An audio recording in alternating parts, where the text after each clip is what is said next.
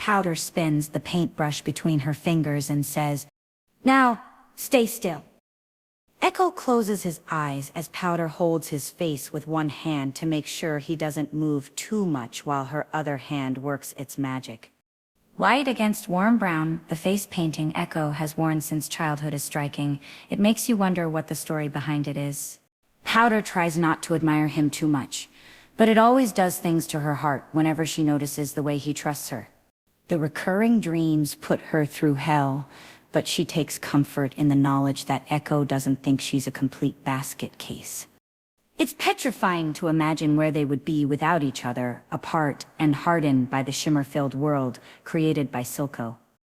Suddenly, it feels like a bug is crawling on her back, up, closer to the back of her head.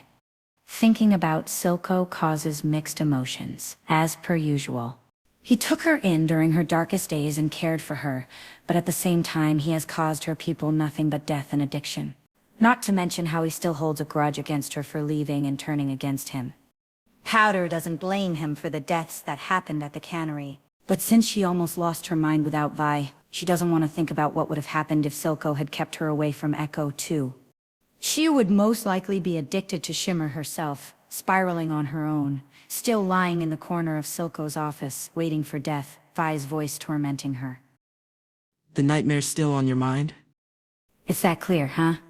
Kinda, yeah.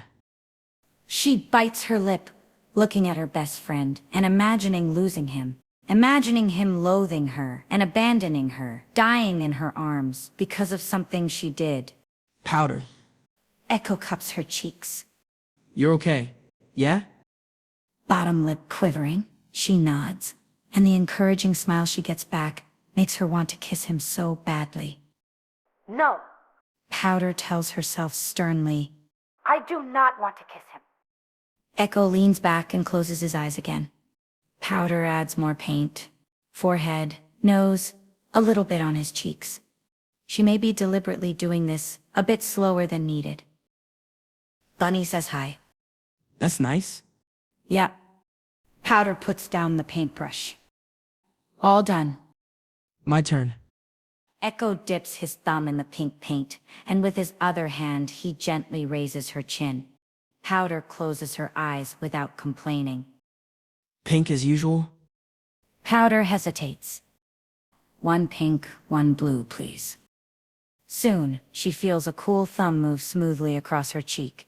Ekko's touch is soothing, always gentle when it comes to her, and the moment lasts longer than necessary. It takes Powder less than 10 seconds to do the 2 lines under her eyes every morning. What are you doing? Making sure it looks perfect. What? Do you have somewhere to be? I wouldn't mind if we stayed like this the rest of the day. Ekko pauses at her words. Then the back of his hand brushes against her cheek, a feather-light caress. His eyes flicker to her lips and then quickly back up to her cheeks, but Powder tells herself she imagined it. Alright. Looks good. It does? Of course. Your face painting is so simple that even a baby could do it. Haha. She jokingly rolls her eyes. Come on, go get your mask. Ekko gets to his feet and helps her up as well. We've got a big shimmer trade to stop. Powder nods and goes back to her house. She looks in her mirror to see that her war painting looks perfect, just like Ekko said it would. Then, she grabs her black crow mask from the dressing table and goes to her workshop to gather her gadgets. She packs her smoke bombs and her old paint gun that now shoots crystals, but she stops when her eyes land on the grenades she's been working on in secret. Ever since she did what she did to Vander and the boys, Powder has had dreams of killing people, mostly blowing them up. There's something dark in her that tells her she likes the dreams. Ekko has told her no. That's not who she is, but Powder herself isn't so sure. She can't seem to get rid of the intrusive thoughts. They're an urge, like an itch, she can't just scratch away. Making traps and smoke bombs is fine, but they're not enough. Ekko would die an early death if he saw the rocket launcher she has designed. It's horrible to know she'd be good at hurting people like that she'd be capable of building the best grenades and pistols in the Undercity, if only she was allowed. Often, she thinks about the gun she left behind in Silco's office, how she'd use it until the bullets ran out. After all, Silco told her she'd kill someone in cold blood eventually. Unsure, Powder thinks about today's mission.